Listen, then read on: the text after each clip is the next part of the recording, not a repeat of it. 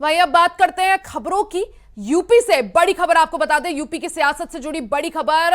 सवाल यही कि क्या मिल्कीपुर में गठबंधन टूट जाएगा। कांग्रेस ने टिकट के लिए अब दावा ठोक दिया है। जी हां, जिस तरह से यूपी की 10 विधानसभा सीटों पर उपचुनाव होना है, तो अब कांग्रेस भी सीटों पर अपना दावा ठोकती हुई नजर आ रही है। मिल्कीपुर में शुरू से ही कांग्रेस काफी एक्टिव है। 16 अक्टूबर को संविधान बचाओ सम्मेलन होने वाला है। ऐसे में मिल्कीपुर विधानसभा क्षेत्र से इंडिया गठबंधन के घटक दल कांग्रेस ने भी अपना दावा ठोक दिया है। कांग्रेस ने भी मिल्कीपुर से टिकट मांगा है। मिल्कीपुर पहुंचे कांग्रेस के प्रदेश उपाध्यक्ष आलोक प्रसाद ने इसकी खुद जानकारी दी। उन्होंने कहा कि कार्यकर्ताओं की मांग पर कांग्रेस भी मिल्कीपुर सीट से टिकट की डिमांड कर रही है। मिल्कीपुर सीट कांग्रेस के खाते में दी जाए। दावा ठोकने के बाद मिल्कीपुर क्षेत्र में कांग्रेस काफी ज्यादा सक्रिय हो गई है। 16 अक्टूबर को मिल्कीपुर क्षेत्र में संविधान बचाओ सम्मेलन होना है। कांग्रेस के कई वरिष्ठ नेता इस सम्मेलन में शामिल होंगे। प्रदेश में 10 जगह उपचुनाव हो रहे हैं। उस उपचुनाव में कांग्रेस पार्टी के आला कमान द्वारा हम लोग को निर्देशित किया गया है कि आप जाके वहाँ के बूथ स्तर के कार्यकर्ताओं को, वहाँ के ब्लॉक स्तर के कार्यकर्ताओं को, न्याय पंचायत स्तर के कार्यकर्ताओं को इस चुनाव के लिए तैयार होने में उनकी मदद करें, सहयोग करें। 16 तारीख को आपके मिल्कीपुर विधानसभा में संविधान बचाओ संकल्प सम्मेलन होने जा रहा है, जिसमें माननीय राहुल गांधी जी के निर्देशानुसार, माननीय मल्लिकार्जुन खड़गे जी के आदेशानुसार हम लोग हर 10 जहाँ विधानसभा हो रही उत्तर प्रदेश में, वहाँ पे जाके वहाँ की जनता को बताने का काम कर रहे हैं कि बीजेपी की सरकार जो उत्तर प्रदेश में चल रही है वो संविधान के विरुद्ध काम कर रही है। संविधान में बाबा साहब भीमराव अम्बेडकर जी ने तमाम कानून का प्रावधान दिया था, कोर्ट बनाई गई थी, कचहरी बनाई गई थी, लेकिन ये सरकार अपने नशे के मद में चूर होके बगैर किसी ठोस आधार पे कहीं इनकाउंटर करा दे रही है, कहीं किसी पे भूमि पे बुलडोजर चला दे रही है, कहीं किसी को अपराधी घोषित कर दे रही है और बाद में पता चला है कि वो आदमी निर्दोष, इस पर कार्रवाई की गई। 16 तारीख को हमारे राष्ट्रीय महासचिव हैं माननीय अविनाश पांडे जी, जो उत्तर प्रदेश के प्रभारी हैं, वो रहेंगे। हमारे राष्ट्रीय सचिव श्री सत्यनारायण पटेल जी रहेंगे, पूर्व विधायक हैं वो। हमारे यशस्वी प्रदेश अध्यक्ष माननीय अजय राय जी रहेंगे। हमारी लीडर ऑफ कांग्रेस ऑपोजिशन हमारी बहन मोना जी रहेंगी और तमाम। तो यूपी की सियासत से जुड़ी बड़ी खबर आपको बता दें, जहां कांग्रेस ने भी टिकट के लिए अब दावा ठोकना शुरू कर दिया है। तो अयोध्या की मिल्कीपुर सीट में अब कांग्रेस काफी ज्यादा एक्टिव हो गई है। 16 अक्टूबर को मिल्कीपुर में कांग्रेस की तरफ से संविधान बचाओ सम्मेलन का आयोजन किया जाना है। मिल्कीपुर विधानसभा क्षेत्र से इंडिया गठबंधन के घटक दल कांग्रेस ने भी दावा पेश किया है। कांग्रेस ने भी मिल्कीपुर से टिकट मांगा है। मिल्कीपुर पहुंचे कांग्रेस के प्रदेश उपाध्यक्ष आलोक प्रसाद ने इसकी खुद जानकारी दी। उन्होंने कहा कि कार्यकर्ताओं की मांग पर कांग्रेस भी अब दावा कर रही है। ज्यादा जानकारी के लिए सीधा रुख कर लेते हैं स्टेट कोऑर्डिनेटर अनिल पाठक जी का। अनिल जी, जिस तरह से यूपी में सियासी घमासान पूरी तरह से हाई है, जिस तरह से 10 विधानसभा सीटों पर उपचुनाव होना है, सबसे ज्यादा चर्चाओं में रहने वाली मिल्कीपुर सीट पर अब कांग्रेस ने भी अपना दावा ठोक दिया है। क्या माना जाए, क्या मिल्कीपुर में गठबंधन की राह थोड़ी मुश्किल होते हुए? कांग्रेस पार्टी की तरफ से तारीखों का ऐलान किया गया है, उसको देखते हुए ये कहा जा सकता है कि अब इंडिया गठबंधन जो है वो खटाई में पड़ सकता है। अखिलेश यादव और राहुल गांधी की जो जोड़ी है वो उत्तर प्रदेश के उपचुनाव में टूट सकती है। और यह बता दें आपको कि जिस तरह से हरियाणा और जम्मू कश्मीर में अभी जो चुनाव हुआ है और जो एग्जिट पोल में संकेत मिले हैं, उसके बाद जो है कांग्रेस पार्टी का जो है वो टेम्पो जो है वो काफी हाई नजर आ रहा है। और इसी कारण जो है कांग्रेस ने टारगेट किया है अयोध्या की मिल्कीपुर सीट पर। ये मिल्कीपुर वही सीट है जो समाजवादी पार्टी का गढ़ मानी जाती है। मिल्कीपुर सीट से विधायक थे अवधेश प्रसाद, जिनको अयोध्या से लोकसभा चुनाव में कैंडिडेट बनाया था समाजवादी पार्टी ने।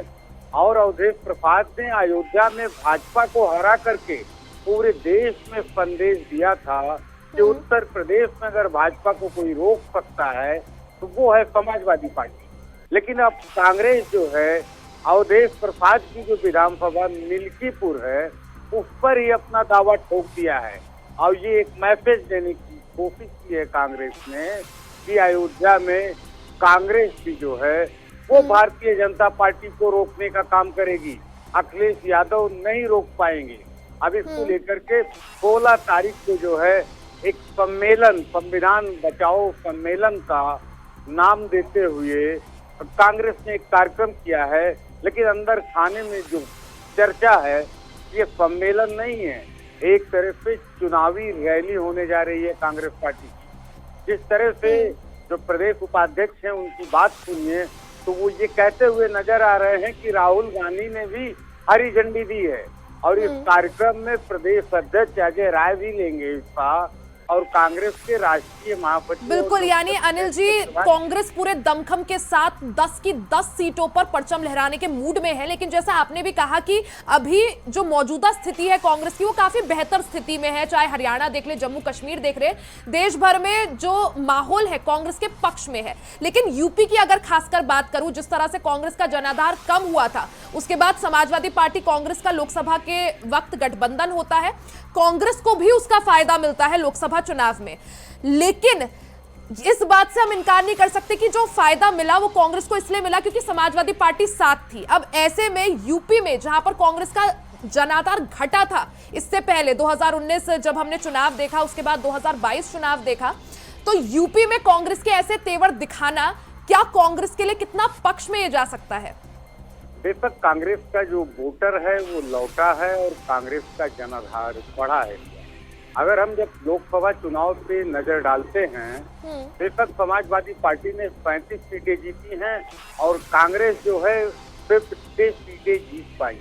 लेकिन कांग्रेस ने जो सीटें जीती हैं वहाँ जीत का मार्जिन जो है काफी लंबा है और जो हारी भी है कांग्रेस पार्टी चुनाव वो बहुत कम अंतर से हारी है। वहीं समाजवादी पार्टी जो चुनाव जीती है वहाँ पे मार्जिन कम है और जहाँ उसके कैंडिडेट हारे हैं वहाँ पर हार का मार्जिन ज्यादा है। तो ये बेशक हम कह नहीं सकते हैं कि सपा के वोट बैंक का फायदा जो है वो कांग्रेस को मिला।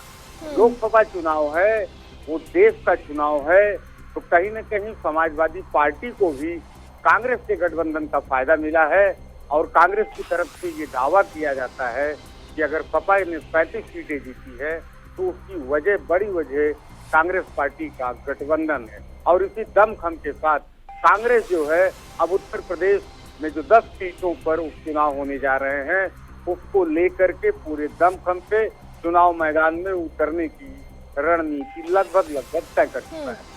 और जिस तरह से मिल्कीपुर सीट पर कांग्रेस ने दावा ठोका है, जैसा आपने भी बताया कि 16 अक्टूबर को संविधान बचाओ सम्मेलन होने वाला है, जिसे एक रैली के रूप में भी देखा जा सकता है और राहुल गांधी ने हरी झंडी दे दी है इसके लिए। तो अनिल जी क्या माना जाए, अगर गठबंधन में दरार पड़ती है, अगर गठबंधन टूटता है, तो किस तरह से यूपी की इन 10 सीटों का रण नजर आएगा? क्योंकि एक तरफ बीएसपी चुनौती दे रही है, दूसरी तरफ बीजेपी, समाजवादी पार्टी, कांग्रेस, किस तरह से रण, क्या कुछ समीकरण बन सकते हैं फिर? देखिए रिया, जो प्रदेश उपाध्यक्ष हैं कांग्रेस पार्टी के, उनका साफ कहना है कि बेशक मिल्कीपुर सीट जो है वो समाजवादी पार्टी ने जीती है, उनके खाते में है, लेकिन समझौते में कभी कभी लोकसभा चुनाव में भी समाजवादी पार्टी ने अपनी एक सीट जीती हुई कांग्रेस को दी थी। वही फार्मूला बताते हुए जो कांग्रेस के प्रदेश अध्यक्ष है वो दावा कर रहे हैं कि मिल्कीपुर कांग्रेस को चाहिए ही चाहिए। इसके लिए राहुल गांधी ने भी हरी झंडी दे दी है। राहुल गांधी के नाम का जिक्र इसलिए किया जा रहा है यहाँ पे क्योंकि अभी जब प्रदेश स्तर और अखिलेश में विवाद हुआ था सीटों के बंटवारे को लेकर के, तो कांग्रेस हाईकमान ने एक वहां से संदेश भेजा था कि अब सीटों की जो भी बार्गेनिंग होगी, जो भी सीट शेयरिंग होगी, उस पर निर्णय या तो खड़गे जी करेंगे, राष्ट्रीय अध्यक्ष कांग्रेस। बिल्कुल, यानी 10 सीटों का ये रण, और आखिर कौन यहाँ पर कितना कमाल दिखा पाता है, गठबंधन में दरार पड़ती है या नहीं, दोनों अखिलेश यादव और राहुल गांधी का वो जादू फिर से देखने को मिलता है, ये वक्त बताएगा। अनिल जी बहुत बहुत शुक्रिया जानकारी के लिए। इसमें 10 जगह उपचुनाव हो रहे हैं। उस उपचुनाव में कांग्रेस पार्टी के आला कमान द्वारा हम लोग को निर्देशित किया गया है कि आप जाके वहाँ के बूथ स्तर के कार्यकर्ताओं को वहाँ के ब्लॉक स्तर के कार्यकर्ताओं को, न्याय पंचायत स्तर के कार्यकर्ताओं को इस चुनाव के लिए तैयार होने में उनकी मदद करें, सहयोग करें। 16 तारीख को आपके मिल्कीपुर विधानसभा में संविधान बचाओ संकल्प सम्मेलन होने जा रहा है, जिसमें माननीय राहुल गांधी जी के निर्देशानुसार, माननीय मल्लिकार्जुन खड़गे जी के आदेशानुसार हम लोग हर 10 जहाँ विधानसभा हो रही उत्तर प्रदेश में, वहाँ पे जाके वहाँ की जनता को बताने का काम कर रहे हैं कि बीजेपी की सरकार जो उत्तर प्रदेश में चल रही है वो संविधान के विरुद्ध काम कर रही है। संविधान में बाबा साहब भीमराव अम्बेडकर जी ने तमाम कानून का प्रावधान दिया था, कोर्ट बनाई गई थी, कचहरी बनाई गई थी, लेकिन ये सरकार अपने नशे के मद में चूर होके बगैर किसी ठोस आधार पे कहीं इनकाउंटर करा दे रही है, कहीं किसी पे भूमि पे बुलडोजर चला दे रही है, कहीं किसी को अपराधी घोषित कर दे रही है और बाद में पता चल रहा है कि वो आदमी निर्दोष इस पर कार्रवाई की। 16 तारीख को हमारे राष्ट्रीय महासचिव हैं माननीय अविनाश पांडे जी, जो उत्तर प्रदेश के प्रभारी हैं, वो रहेंगे। हमारे राष्ट्रीय सचिव श्री सत्यनारायण पटेल जी रहेंगे, पूर्व विधायक है वो। हमारे यशस्वी प्रदेश अध्यक्ष माननीय अजय राय जी रहेंगे। हमारी लीडर ऑफ कांग्रेस ऑपोजिशन हमारी बहन मोना जी रहेंगी और तमाम हमारे नेता रहेंगे जो यहाँ पे आएंगे उत्तर प्रदेश में। अब बात कर लेते हैं झारखंड से बड़ी खबर की। केंद्र कृषि मंत्री शिवराज सिंह चौहान का बड़ा बयान सामने आया है। शिवराज सिंह चौहान ने कहा कि झारखंड में एनआरसी जल्द लागू होगा। बीजेपी सरकार आते ही नागरिकता का रजिस्टर बनेगा। घुसपैठियों को चुन चुन कर बाहर निकाला जाएगा। बांग्लादेशी घुसपैठियों के कारण हिंदू आबादी झारखंड में प्रभावित हो रही है।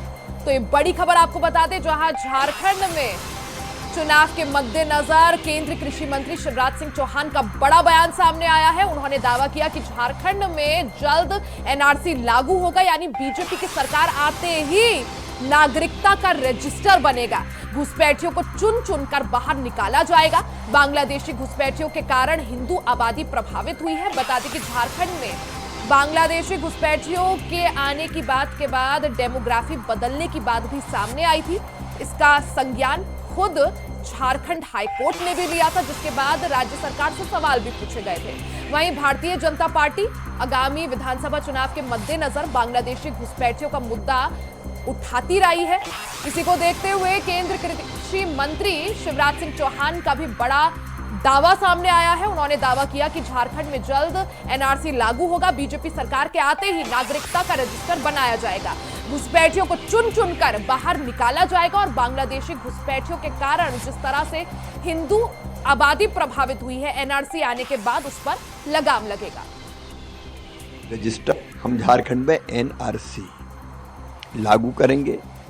नागरिकता का रजिस्टर बनेगा, जिसमें स्थानीय निवासी रजिस्टर होंगे और जो घुसपैठिए हैं उनको चुन चुन के बाहर निकाला जाएगा। यह हमारा संकल्प है। नहीं, ये तो पॉइंट्स है ही, मैं कह रहा हूँ जिम्मेदारी के साथ मैं कह रहा हूँ, ये पॉइंट्स तो है ही। ये केवल सत्ता की लड़ाई नहीं है, ये तो झारखंड को बचाने की लड़ाई है।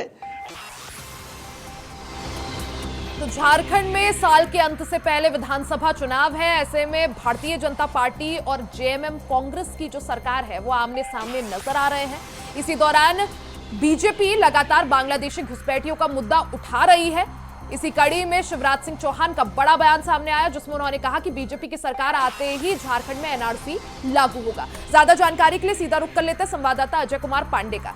अजय, जिस तरह से भारतीय जनता पार्टी लगातार बांग्लादेशी घुसपैठियों का मुद्दा उठाती आई है, अब क्योंकि साल के अंत से पहले विधानसभा का चुनाव है, ऐसे में केंद्र कृषि मंत्री और झारखंड में चुनाव प्रभारी शिवराज सिंह चौहान का बड़ा बयान सामने आना कि एनआरसी जैसे ही बीजेपी की सरकार आएगी झारखंड में हम एनआरसी लागू करेंगे और घुसपैठियों को चुन चुन कर बाहर निकालेंगे। जनता को साधने में कितना कारगर ये साबित होगा?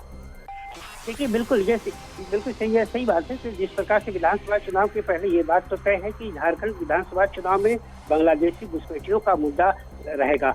ये बात ये तय है कि जिस प्रकार से लगातार आप देख रहे हैं कि जो केंद्र के चुनाव प्रभारी हैं और पूर्व यानी सह प्रभारी जो हैं हेमंत बिस्वा, असम के मुख्यमंत्री, लगातार असम बांग्लादेशी घुसपैठियों को लेकर की जो है लगातार वो हमला बोलते रहे हैं और इस पे काफी सियासत हुई। यानी झारखंड हाईकोर्ट से लेकर के मतलब झारखंड के मतलब बीजेपी जो है वो लगातार सरकार पर हमला बोलती रही है। लेकिन इन सियासतों के बीच में देखिए, दोनों सबसे बड़ी हस्पताल वाली बात है इन पूरी तमाम सियासतों के बीच में एक तरफ तो सरकार इस बात को एक सिरे से खारिज कर रही है, तो दूसरी तरफ जो है बीजेपी जो है बांग्लादेश घुसपैठियों का आरोप लगा रही है। तो ये दर्शाए है कि इस बार विधानसभा चुनाव में बांग्लादेशी घुसपैठियों का मुद्दा बिल्कुल रहेगा। इसके अलावा जिस प्रकार से महिलाओं और युवाओं को लेकर के जो जिस प्रकार से सियासत की जा रही है, वो भी आने वाला विधानसभा चुनाव में मुद्दा बेहतर तरीके से बीजेपी और खास बात ये भी अजय कि बांग्लादेशी घुसपैठियों का जो मुद्दा है, इस पर खुद हाईकोर्ट ने भी संज्ञान लिया था और राज्य सरकार को इस मुद्दे पर फटकार भी लगाई थी। ऐसे में बीजेपी इस मुद्दे को पूरी तरह से बुनाने की कोशिश कर रही है, क्योंकि जिस तरह से झारखंड की डेमोग्राफी बदली है, अब ऐसे में ये मुद्दा कितना जनता के बीच पहुंचता हुआ नजर आ रहा है और इस मुद्दे का कितना फायदा यहाँ पर बीजेपी को मिल सकता है। देखिए, इसमें सबसे बड़ी बात यह है कि जहाँ बांग्लादेशी घुसपैठी की बात की जा रही है, वो संथाल परगना के 6 जिलों की बात है, जहाँ आदिवासी समुदाय के लोग रह रहे हैं और आदिवासी वोट को समेटने को लेकर के ये एक प्रकार से कहा जा सकता है कि सियासी चाल चली जा सकती है। ये हालांकि देखिए, बांग्लादेशी घुसपैठी को झारखंड में ये कोई नया मुद्दा नहीं है। आप लगातार ये झारखंड जो है बांग्लादेशी घुसपैठी का दंश जो है लगातार लगभग 15-10 सालों से अधिक झेल रहा है। और ऐसे में जो सियासत की हर साल चुनाव के दिनों में यह बांग्लादेशी घुसपैठियों का मुद्दा छाया रहता है। और वैसे में जो संथाल परगने की जो सीटें हैं, आरक्षित सीटें हैं, उन आरक्षित सीटों पर मतलब आदिवासी वोट को समेटने को लेकर के बीजेपी जो है बांग्लादेशी घुसपैठी को लेकर के जो है सियासत कर रही है। ये बात जाहिर है कि बांग्लादेशी जो है उन संथाल परगना क्षेत्रों में काफी तेजी से बढ़ी है और उनकी संख्या बेहद तेजी से बढ़ी है। ये बात ये सरकार भी जानती है और विपक्ष भी जानती है। लेकिन ये बांग्लादेशी घुसपैठियों की